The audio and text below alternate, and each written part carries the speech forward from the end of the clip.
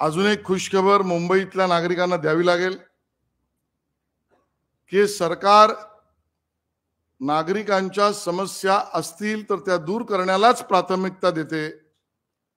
आणि काल महसूल मंत्री चंद्रशेखर बावनकुळे यांनी आमची वर्षानुवर्षाची जी मागणी होती, विशेषतः मुंबईतील उपनगरवासियांची, की ज्यामध्ये उपनगरातल्या बांधलेल्या इमारती असतील, घरं असतील, याला बांधकामाच्या परवानगी घेऊन बांधकाम केल्यानंतर सुद्धा ॲग्रिकल्चरचं तेव्हा नॉन ॲग्रिकल्चर केल्यानंतर सुद्धा NA tax, non agricultural tax हा सातत्यपूर्ण दरवर्षी येतो। हा अन्याय आहे।